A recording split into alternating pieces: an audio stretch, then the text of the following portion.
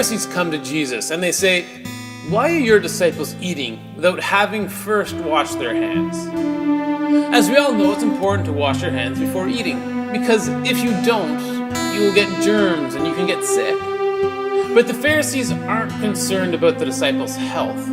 Rather, they're complaining because the disciples aren't following all of the strict religious rituals that they had to follow.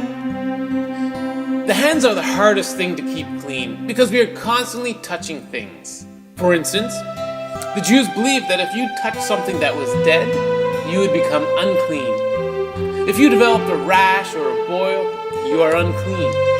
If you touch mildew, you are unclean. If you have some kind of bodily discharge, you will become unclean. The Pharisees would look at your hands and they would avoid you because of your great uncleanliness. I would look at your hands and wonder why you feel the need to touch dead bodies and mildew. Hands that are unclean create bodies that are unclean. Take the example of this handsome man. Surely the Pharisees wouldn't call a beautiful man like this unclean. Yes, they would. All people are unclean. Imagine this man eating without washing his hands. The dirt would travel into his mouth and then into his stomach, and it would spread everywhere. Even this beautiful man would become unclean. When you are unclean, you cannot come before God. You are banished from the church.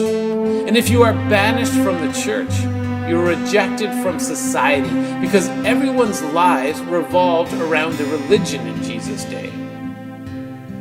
Now, Jesus does not disagree with the idea behind what the Pharisees are saying. We are all unclean.